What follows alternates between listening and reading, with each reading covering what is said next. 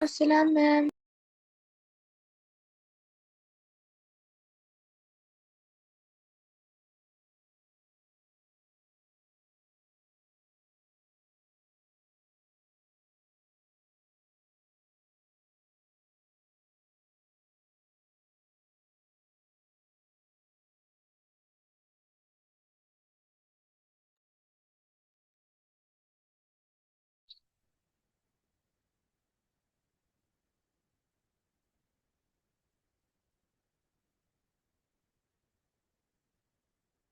Okay बेटा, कल हमने ब्रांचेस ऑफ बायोलॉजी के बारे में पढ़ा था और देन हमने बायोलॉजिकल मेथड के बारे में डिस्कस किया था। आपको कुछ याद है बायोलॉजिकल मेथड के बारे में?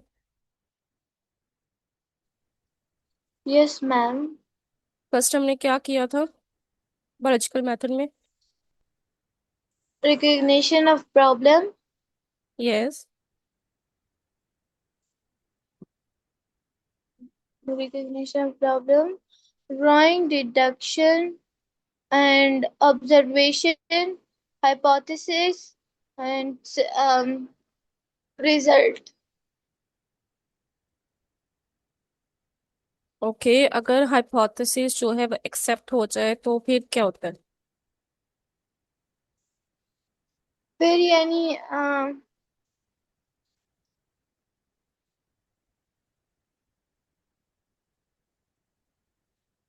मैंने आपको कल बताया था, जब हाइपोथेसिस मोस्टली तो वो फाल्सिफाइबल होती हैं, रिजेक्ट हो जाती हैं, but if they are accepted तो वहां से फिर वो थ्योरी की फॉर्म में होती हैं। मोस्टली थ्योरीज हैं बायोलॉजी में। और देन अगर वो मतलब कि फर्दर वो विथस्टैंड करते हैं एक्सपेरिमेंट्स को तो फिर वो लॉ बन जाती हैं। और बायोलॉजी में सिर्फ दो लॉ हैं, law of random assortment and law of segregation given by Mendel. Okay. Okay ma'am.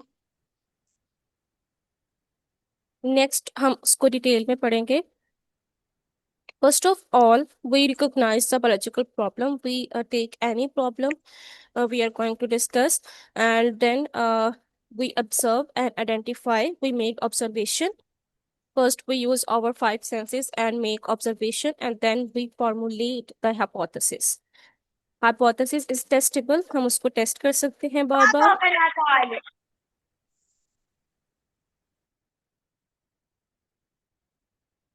Okay. Formulation of hypothesis and then हम डिडक्शन बनाते हैं। ओके, इफ और देन। इफ मीन्स अगर ये होता है, देन तो हम क्या करेंगे? If and then devising experiment subject the hypothesis to reach its experimental control, we made experiments again and again. बहुत सी जो थ्योरीज या बहुत सी जैसे कि मैंडल्स का जो लॉ है, law of segregation and random assortment, before वो लॉ बने दे वर एक्सपेरिमेंटेड। उसने खुद बहुत एक्सपेरिमेंट किए।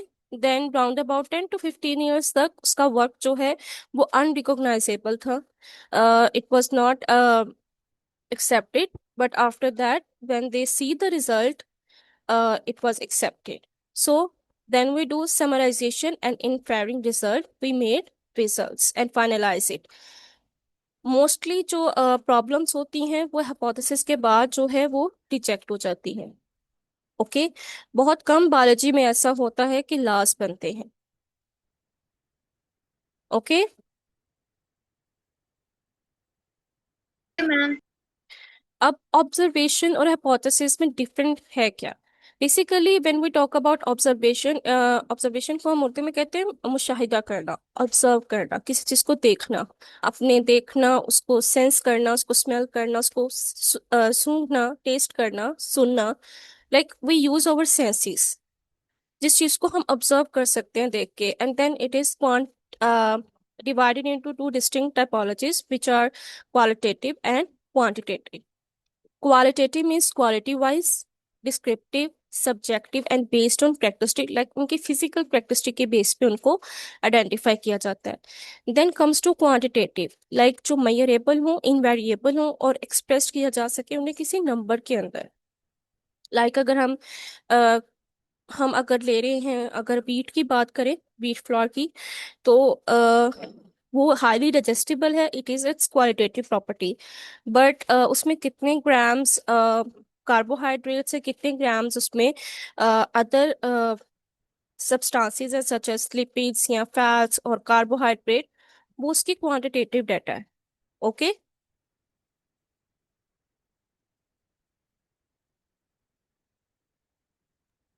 Okay ma'am. ओके, अंडरस्टूड कि क्वालिटेटिव और क्वांटिटेटिव के क्या दरमियान क्या डिफरेंस है। Yes ma'am. Okay, then characteristic of a perfect hypothesis. It must be tentative, like general, temporary, agree with available observations. जो ऑब्जर्वेशन हमने बनाई उसके साथ इसको अलाइन होना चाहिए, नहीं कि अगर हमने ऑब्जर्व कुछ और किया हो और हाइपोथेसिस हम कुछ और बना दें। And remain testable and potentially falsifiable, like उसको टेस्टेबल होना चाहिए, नहीं कि अगर किसी एक इंसान ने इस पे काम किया है तो कोई दूसरा इंसान आके काम नहीं कर सकता, ऐसे नहीं होता। जब भी हम हाई क्लासेस में जब आप रिसर्च के लिए जाते हो तो वहाँ पे जब हम थीसिस बना रहे होते हैं तो हम उसको इस तरह से, हमने अपना टॉपिक अपनी सिनॉप्सिस इस तरह से बनानी होती है कि हमारे बाद में आने वाले उसको टेस्टिफाई कर सके। हमने भी जिनका काम करना होता है वो टेस्टिफाइड होता है, लाइक उनका काम भी दोबारा से टेस्टेबल होता है कि वो टेस्ट किया जा सकता है। देन हम उनके काम पे काम करते हैं एंड देन हमारे बाद आने वाले हमारे काम पे काम करेंगे। तो all the observation we made वो टेस्टेबल होनी चाहिए। ओके। ओके।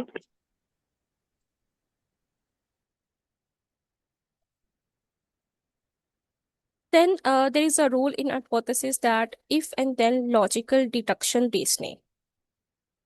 ओके, हम इसको डिटेक्ट कर सकते हैं, इसको रिजेक्ट करना होना चाहिए, फाल्सिफाइबल होनी चाहिए, रिजेक्टेबल होनी चाहिए, attentive untested answer to a logical question based on past experience and initial observation. कुछ हम हाइपोथेसिस बना लेते हैं किसी और की स्टडी पे, अगर जैसे मेंडल ने अगर कोई लाश की स्टडी की थी, बनाए थे, देन उसके बाद किसी और ने उस पर स्टडी किया था फर्दर, ठीक है, एंड देन वो लॉस बने। तो इफ अगर तो ये होता है, then what we will do.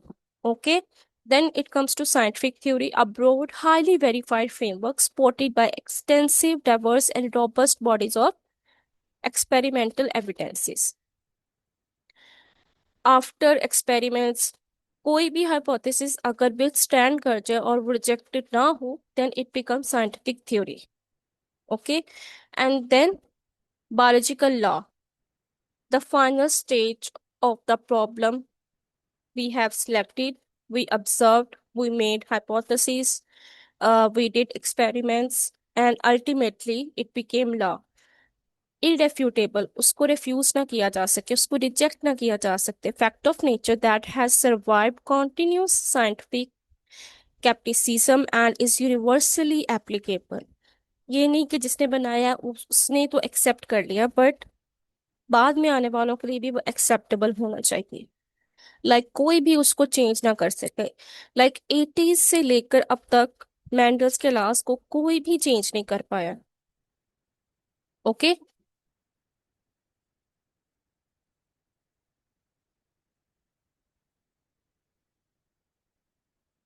अब हम एक एग्जांपल देख लेते हैं, क्लिनिकल प्रोफाइल है मलेरिया की। Okay, historically malaria has been devastating global health threat, taking more human lives than almost any other single disease। Still it is very common, but अब बहुत सी मेडिसिन आ चुकी हैं एंटी मलेरियल, वो हम use कर लेते हैं। अब इसमें कुछ सिम्टम्स होते हैं, like sensation, patient feels intense chill. Chill कहते हैं जिसको कांपा छिड़ना, उर्दू में मोस्टली हमारी लोकल लैंग्वेज में कहते हैं कांपा छिड़ गया। Shivering and cold. Pyrexia, fever spikes आते हैं, स्पाइक्स होते हैं लाइक रिलैप्सिस होते हैं, एकदम से क्या होता है इंसान ठीक हो जाता है, सिम्टम्स गायब, एंड देन अगेन इमर्जेस। इसको कहते हैं पायरेक्सिया, बार बार आना। रिलैप्सिस होते हैं, मलेरिया कभी भी एक साथ एक्शन में नहीं आता, वो बार बार आता है जाता है, ठीक है। इसको हम उर्दू में मोस्टली हमारे लोकल लैंग्वेज में कहा जाता है बारी का बुखार। ऑटोनोमिक मीन्स प्रोफ्यूज स्वेटिंग होती है, हेडेक होती है, and severe nausea. Nausea basically तब होता है जब हमारी बॉडी जो है बहुत ज़्यादा इंटेंस फिजिकल पेन को बियर नहीं कर सकती, then it goes for nausea and vomiting. Cyclical, Spikes repeat every 24 hours, 48 hours, or 72 hours based on the species. As we know that malaria doesn't directly attack a human, basically the anopheles mosquito, female anopheles mosquito is the carrier. So first वो damage affected होती है, then वो जिस पे blood मिल लेती है जिस person से, उसको अफेक्ट करती है।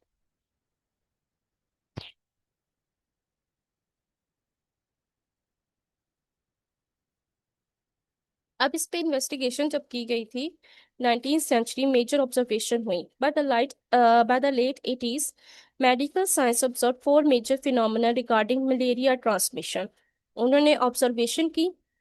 ऑब्जर्वेशन में क्या था कि malaria and marshy environment are deeply related, कि जहाँ पे मार्शी है, जहाँ पे वो कीचड़ होता है, ठीक है, मार्शी एरिया जहाँ पे दलदला पानी हो, मिट्टी हो, इस तरह से, वो प्योरली वो पानी तो नहीं होता, लाइक वो लिक्विड ही नहीं होता, एक टेक्सचर होता है। मार्शी उसे कहते हैं कि soil mixed with water. Marshy areas होते हैं, वहां पे मलेरिया का कोई ना कोई रिलेशन है। क्यूनाइन bark is highly effective in curing malaria.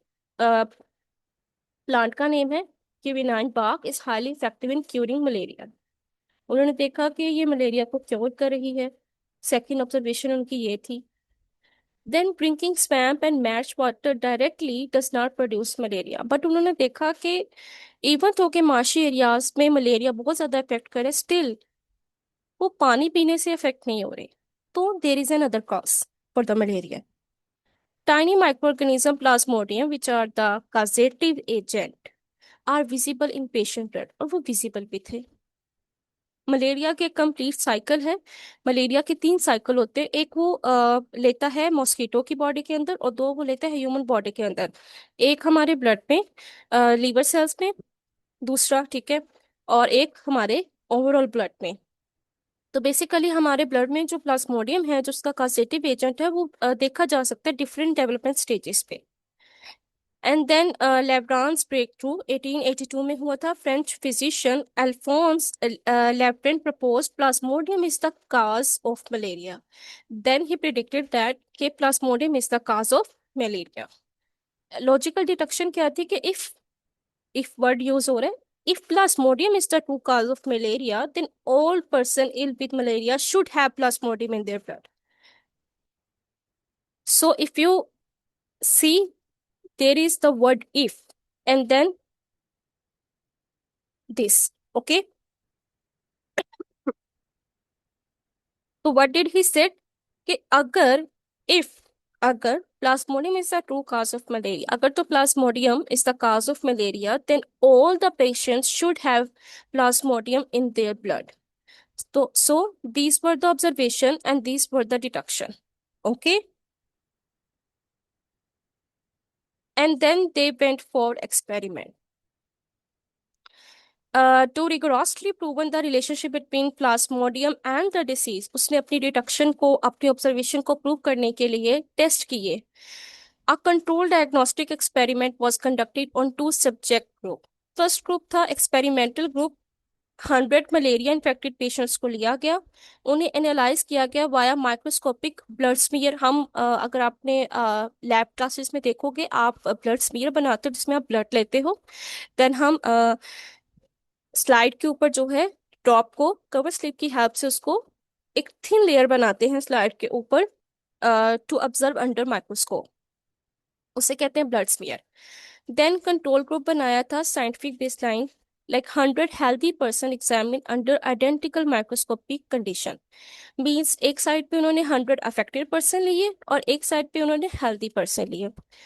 अब जो मलेरियल पेशेंट्स में Plasmodium were present, but control और हेल्दी बेस लाइन में 7% स्टिल प्रेजेंट थे।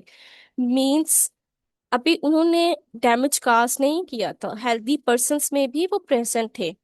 इंक्यूबेशन पीरियड में थे। इंक्यूबेशन में मींस वो इनएक्टिव फॉर्म में थे। लाइक प्लाज्मोडियम की डिफरेंट स्टेजेस होती हैं, हमारे लीवर में भी उसकी 5 to 6 स्टेजेस होती हैं। ट्रोफोजोइड्स होते हैं, स्पोरोजोइड्स की फॉर्म होती हैं, इस तरह से। और देन वो इनएक्टिव फॉर्म में थे, but still they were present. लेकिन जिनमें मलेरिया हुआ था एंड जिनको वो सिम्टम्स शोन हुए थे, उनमें 100% प्लाज्मोडियम प्रेजेंट था। और आफ्टर दिस उनका हाइपोथेसिस जो है वो एक्सेप्ट हो चुका था, हाइपोथेसिस वाज कंफर्म्ड। एंड अब वो नेक्स्ट लेवल की तरफ प्रोसीड कर रहा था, वेक्टर पाथ।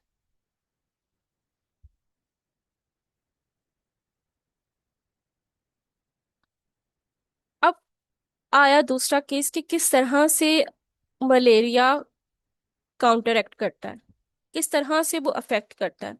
ऑब्जर्वेशन अब बनाई गई थी। अमेरिकन बायोलॉजिस्ट था 1883 में फिजिशियन ए एफ पे किंग, कंपाइल 20 सिस्टमैटिक होता है बॉडी, बॉडी से related clinical observations linking mosquitoes to malaria transmission. अब उसने की फाइंडिंग्स क्या की थी कि people who slept outdoor without barrier like, जो मॉस्किटो नेट के बगैर वो बाहर जो सोते हैं, slept outdoor without barriers, are for more likely to contract malaria. क्योंकि हमने पिछली जो एक्सपेरिमेंट में पढ़ा उसमें हमने ये देखा कि मलेरिया हो तो रहा है लेकिन डायरेक्टली नहीं हो रहा, और हमने ये पढ़ा था कि प्लाज्मोडियम की वजह से हो रहा है। अब अगर पानी को डायरेक्ट पीने से वो मलेरिया नहीं हो रहा तो समहाउ वो प्लाज्मोडियम किसी ना किसी तरीके से ह्यूमन बॉडीज के अंदर जा रहा था। उसको फाइंड करने के लिए उन्होंने ये एक्सपेरिमेंट कंडक्ट किए। उन्होंने ऑब्जर्वेशन की कि जो लोग बाहर सोते हैं विदाउट मॉस्किटो नेट्स और अदर प्रोटेक्शंस, उनमें मलेरिया ज्यादा था। And people who slept under fine nets really contracted disease, और जो नेट्स के साथ यूज करते थे उनमें वो चीज कम थी। And sleeper near smoky open fire usually escape infection entirely, और जो स्मोकी एरियाज में थे या आग जलाकर सोते थे उनके पास वो नहीं था। अब जैसे पुराने लोग जो गांव के लोग होते हैं, वो जो काव डंग होता है उसकी वो बना के बॉल्स उसको वो जलाते थे फॉर द मॉस्किटो प्रोटेक्शन। अभी भी बहुत से इलाकों में सेम वे में ये काम हो रहा है। तो वो उन्होंने ये ऑब्जर्वेशन की कि जो लोग स्मोकी एरियाज में थे या ओपन फायर्स के अराउंड वो स्लीप कर रहे थे तो उनमें इन्फेक्शन था ही नहीं। अब उन्होंने तीन ऑब्जर्वेशन तो बना ली, देन उन्होंने हाइपोथेसिस बनाया कि mosquito transmit plasmodium. This was the thing that mosquito transmit, वो affected water was not the reason. Okay, इसीलिए उसको ड्रिंक करने से कोई इफेक्ट नहीं आया था। There was another reason which was mosquito itself. Mosquito transmit plasmodium and therefore directly involve in the speed of malaria. अब वो रिजल्टिंग क्या थी? Plasmodium must be present inside infectious mosquitoes, and mosquito can acquire plasmodium by biting infected patient। यहाँ तो Plasmodium mosquito में था ही, ठीक है, और mosquito can acquire plasmodium by biting infected patient, या फिर एक हेल्दी मॉस्किटो था जिसने किसी भी इन्फेक्टेड पर्सन को बाइट किया और उसको भी प्लाज्मोडियम उसकी बॉडी में एंटर कर गया। तो देयर वाज टू रीजन। अब हमें पता है कि जो मॉस्किटोज होते हैं वो मार्शी एरियाज में अपने एग ले करते हैं, तो मे बी उनके लार्वे इफेक्ट हो जाए उस प्लाज्मोडियम की वजह से। मे बी वो प्लाज्मोडियम एज अ पैरासाइट उन पे लिव कर रहा हो। तो देयर वर डिफरेंट रीजन। मैं आपने एक्सपेरिमेंट पढ़ाया है। क्या पढ़ाया है? एक्सपेरिमेंट पढ़ाया है क्योंकि मतलब मॉस्किटो आपने भी पढ़ाया है कि जो प्लाज्मोडियम होता है वो मॉस्किटो से होता है। Plasmodium is not a disease जो कि मॉस्किटो से होता है। I was telling you that कि mosquito plasmodium is a carrier, plasmodium is a parasite itself, it's a living organism। Plasmodium is the agent which cause malaria and mosquito are the carrier, वो carry करके लेके जाते हैं अपनी body में उसे। उनके स्लाइवा में उनके जो एग्स है प्लाज्मोडियम के वो रिसाइड करते हैं। वी वर डिस्कसिंग दैट इसमें how we go for biological methods. इसमें वो थोड़ा सा कंफ्यूज हो गई थी। बेटा इसी चीज को ध्यान में रखना है। अब जब आप एमसीक्यूज वगैरह देते हो, ऑब्जेक्टिव्स देते हो, तो ये छोटी छोटी चीजें होती हैं। Plasmodium is itself a living organism, it's a parasite।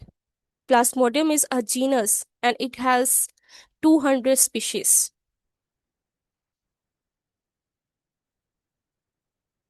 हम ये डिस्कस कर रहे थे कि किस तरह जब आपको कल को काम करना पड़ेगा हायर क्लासेस में यू विल डू रिसर्च, तो किस तरह हम as a scientist, as a biologist, हम किस तरह एक प्रॉब्लम को लेंगे, किस तरह हम उसको ऑब्जर्व करेंगे, किस तरह हम उसकी एक्सपेरिमेंट की तरफ जाएंगे, हाइपोथेसिस बनाएंगे, डिडक्शन बनाएंगे, एंड अगर तो हम उसकी हाइपोथेसिस जो है वो प्रूवन हो गई है, तो किस तरह हम अपने रिजल्ट्स को जो है वो डिफेंड करेंगे। हमने पहले मलेरिया के ही केस को लेकर चल रहे हैं कि पहला एक केस किया एक साइंटिस्ट ने, एक बायोलॉजिस्ट ने, उसने आइडेंटिफाई किया कि जो प्लाज्मोडियम काज करता है मलेरिया को, ठीक है, malaria is the disease and Plasmodium is the causative agent. लेकिन उसने कहा कि जो डायरेक्ट पानी पीने से तो नहीं हो रहा था, हालांकि जो मार्शी एरिया में रह रहे थे उन्हें वो हो रहा था malaria, but still problem was कि पानी पीने से नहीं हो रहा था। तो अल्टीमेटली उनके एक और ऑब्जर्वेशन की तरफ ध्यान गया कि अगर पानी पीने की वजह से नहीं हो रहा लेकिन स्टिल वो मार्शी एरियाज में हो रहा है, तो may be there is an other cause.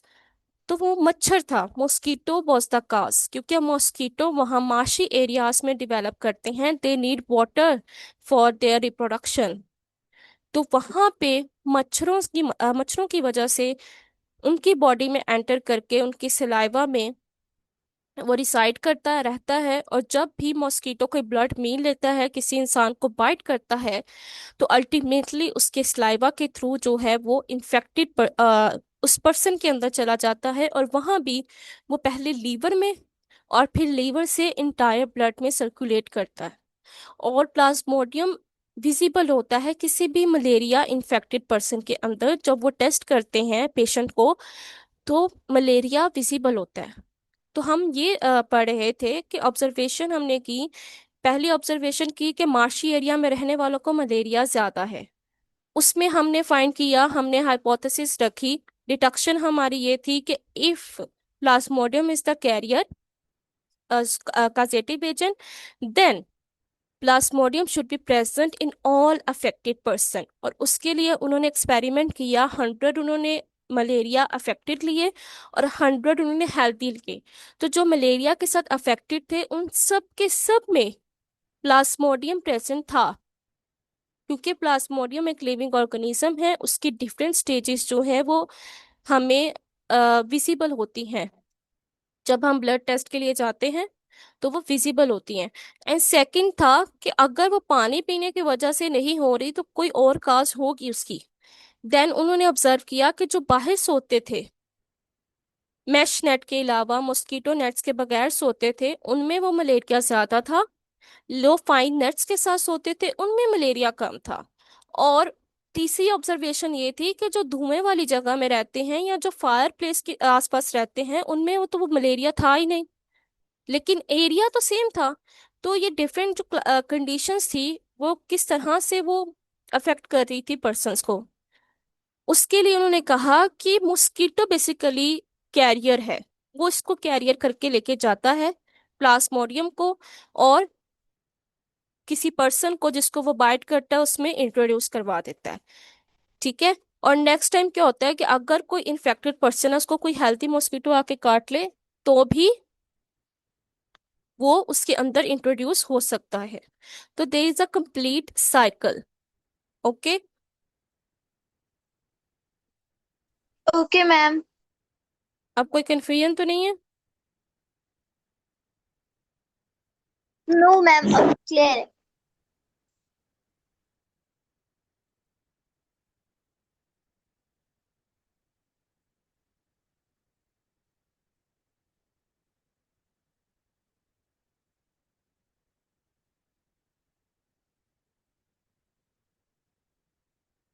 Then हमारे पास एक एक्सपेरिमेंट था, Ronald Ross sparrow experiment. Basically Ronald Ross is the person who was awarded for Nobel prize for his contribution to the malaria identification.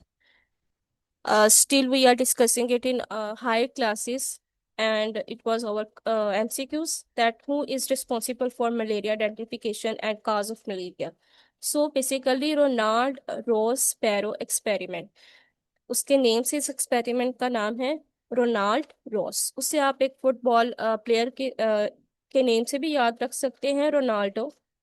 सो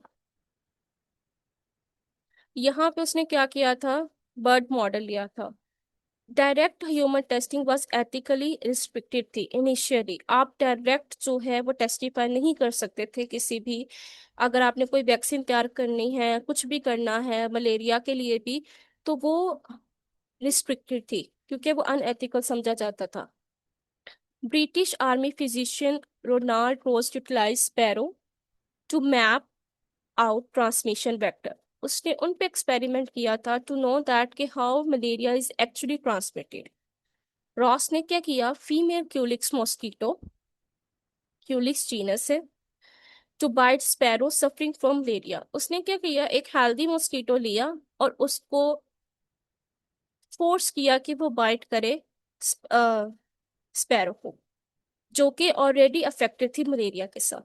अब हुआ क्या कि mosquito वर dissected, mosquito को उसने डाइसेक्ट किया। उसमें उसको क्या मिला, Plasmodium multiplying in the stomach वाल। उसने देखा कि उसकी गट में, मॉस्किटो की गट में क्या है, प्लाज्मोडियम मल्टीप्लाई कर रहा था। मैंने आपको पहले ही बताया कि वो उसके सलाइवा के थ्रू होते हैं, तो बेसिकली वो उसकी गट में पाए जाते हैं, not in the blood. So Plasmodium multiply कर रहा था उसकी स्टमक वॉल के अंदर। बेसिकली स्टमक की जो वॉल होती है ना, उसकी पूरी एलिमेंट्री कैनाल की जो वॉल होती है, उसमें वो अपनी डिफरेंट स्टेजेस को कंटिन्यू करता है। These infected mosquito bit healthy sparrow. अब उसने क्या किया, एक और इन्फेक्टेड, अब उसको तो उसने डायसेक्ट कर लिया था, अब उसने क्या किया, फिर मॉस्किटो को बाइट करवाया और देन उसने क्या किया, हेल्दी स्पैरो को बाइट करवाया। पहले उसने खुद मलेरिया अफेक्टेड स्पैरो को बाइट करवाया था ताकि वो देख सके कि मॉस्किटो में मलेरिया कहाँ पे रहता, मलेरिया किस जगह पे उसका कॉजेटिव एजेंट है, प्लाज्मोडियम किधर रहता है। देन उसने हेल्दी स्पैरोस को जो है वो मतलब कि लाइक बाइट करवाया और हेल्दी स्पैरोस को भी मलेरिया हो गया। अब उसने देखना था कि ह्यूमंस के अंदर किस तरह ट्रांसमिशन होती है।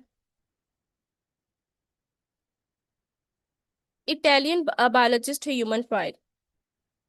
अब उसने क्या किया, रॉस एवियन ट्रायल के बाद Italian biologist tested the pathway on human volunteer to establish the final proof. अब उसने एक ह्यूमन वॉलंटियर को लिया। Initially it was very unethical thing कि आप किसी एक अच्छे खासे इंसान को लो और उसमें एक डिसीज इंट्रोड्यूस करवा सको, टू नो दैट कि how it is actually working. उसने क्या किया, एक एनोफिल मॉस्किटो को,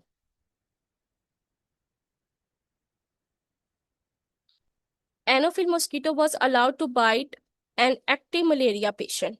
उसने क्या किया, एक एनोफिल मॉस्किटो को लिया, उसने एक मलेरिया पेशेंट को बाइट किया। डेज लेटर उसने क्या किया, एक हेल्दी वॉलंटियर को लिया और एनोफिल को फोर्स किया कि वो उसको बाइट करे।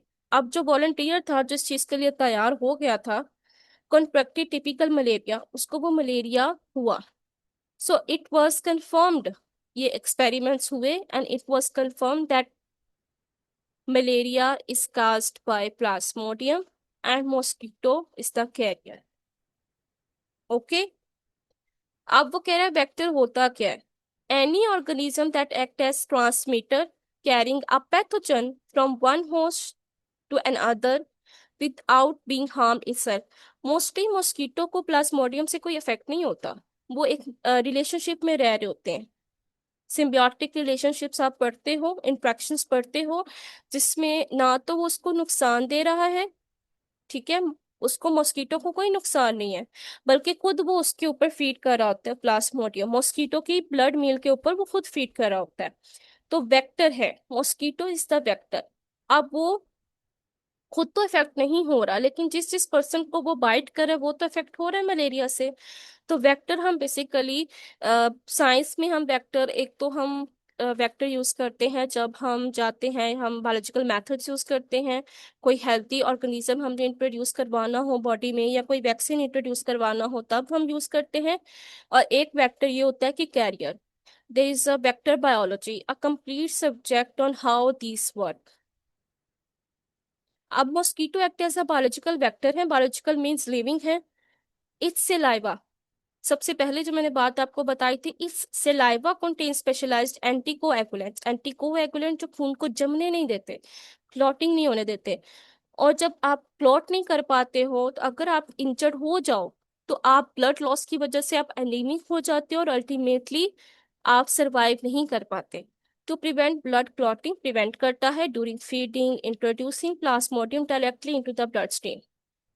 होता क्या है कि स्लाइवा में एंटीकोएगुलेंट्स होते हैं, वो उसको प्रिवेंट करते हैं ब्लड क्लॉटिंग को, ताकि जब वो फीड कर रहा हो, बाइट कर रहा हो, तो प्लाज्मोडियम किसी भी प्रॉब्लम के बगैर नेक्स्ट ह्यूमन बीइंग में इंट्रोड्यूस हो जाए।